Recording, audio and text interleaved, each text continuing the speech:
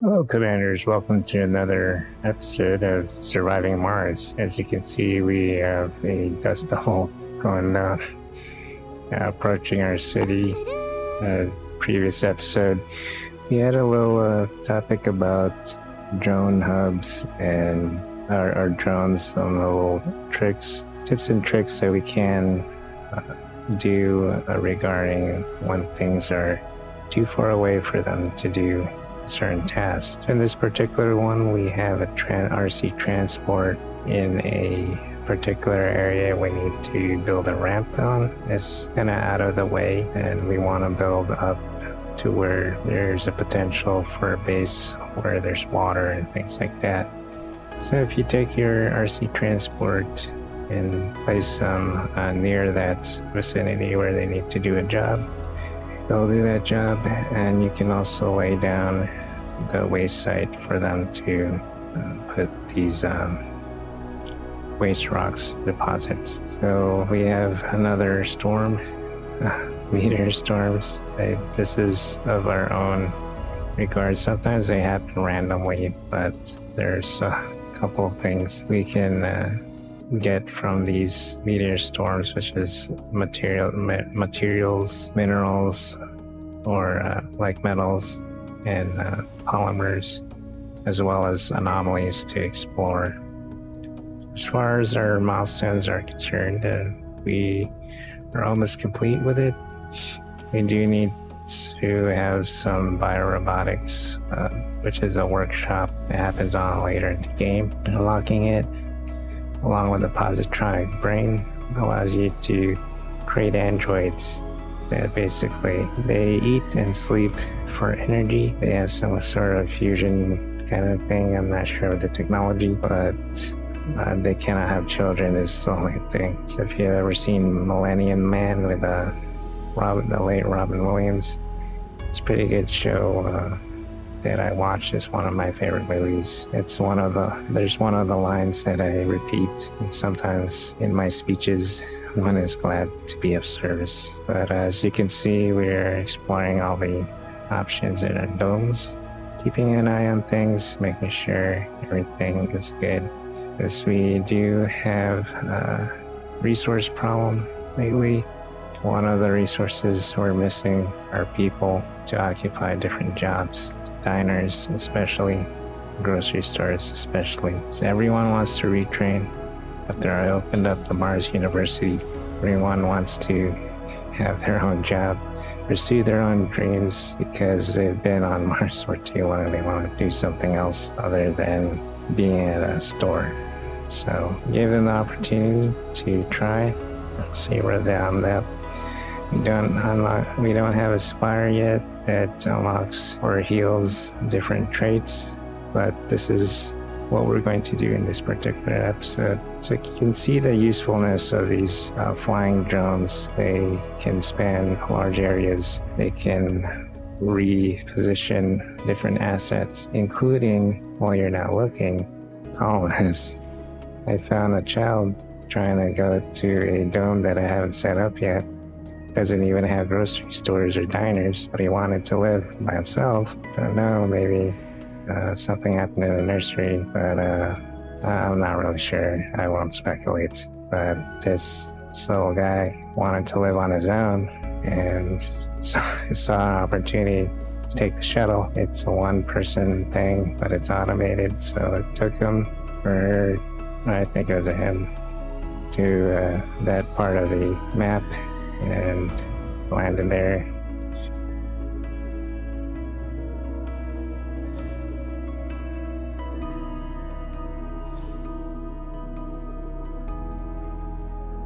And I was wondering why I have somebody who's unemployed, or why I have a child that's missing from the nursery, when I was keeping a lookout of who is being born and things like that.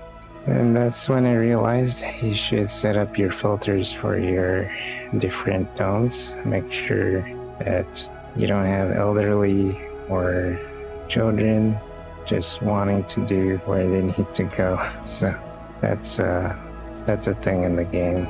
But Anyway, I digress. We do have also a particular scenario later on where we have to choose whether we want to entertain the idea of hosting a bunch of exchange students, or we can have applicants instead.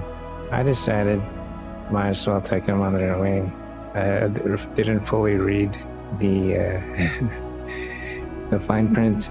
It said that they were lazy Martian children. I read it. I wanted to, because I was gonna get the Spire anyway, I wanted to recondition these. I thought it was a perfect opportunity to test this particular Spire that it's called a Sanatorium or something like that. It's or Sanitarium, I'm not sure. But it allows you to recondition or heal people that have certain flaws. This includes laziness, if they're alcoholics, or they have chronic illness, they're lazy, or I'm not sure if you can cure laziness through this thing, but certain traits they'll be treated for, and to come out, they'll have a flaw, one flaw less. So, see what I did there? Sorry.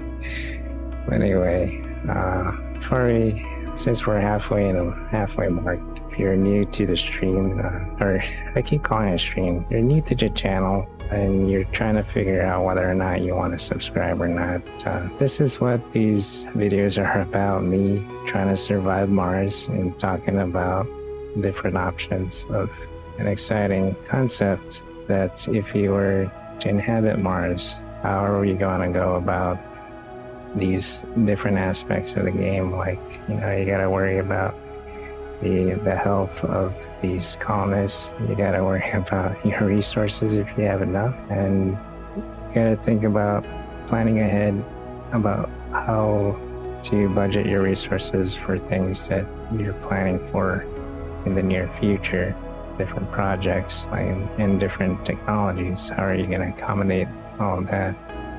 So this is what these videos are about, figuring things out. And I'm pretty new to the game. I have replayed it over and over for an hour each day when I first came out to the first couple of, I guess we'll call them episodes now, but the first couple of videos were about me redoing the game and learning it.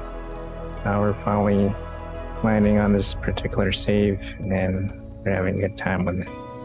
So here we're laying down that spire, so it's the Sanatorium, and it's going to be interesting trying to correct a certain trait that you have. It's a pretty interesting concept that I know all the details from this particular technology, but apparently there's a breakthrough in science that allows them to sort of wean out certain flaws that you have. And I also have a bunch of things unlocked regarding the tech tree. If you're Martian born, you have less chance of being homesick because you were born on Mars. So you don't miss Earth. You don't want to leave when the next rocket goes. So.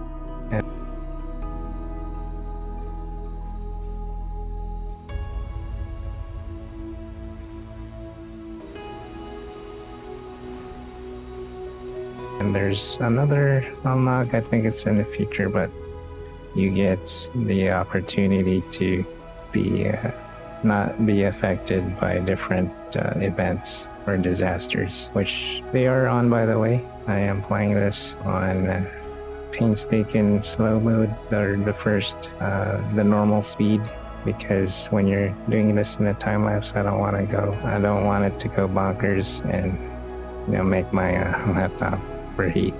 So I am still playing on that laptop that the hard drive has failed twice on. So I know the first time when it happens, you want to replace something right away, but the kind of person I am, I will, if I can fix it, I will, despite it having some issues. I do know that it's the heat of the area I'm in that's making it get affected like that. So I am probably the perfect candidate to go on a mission to Mars because of my ability to fix things on the spot. But this was not without some challenges. By the way, I also do do-it-yourself videos here. So if you like that sort of thing, you know what to do here. We're trying to see what we need.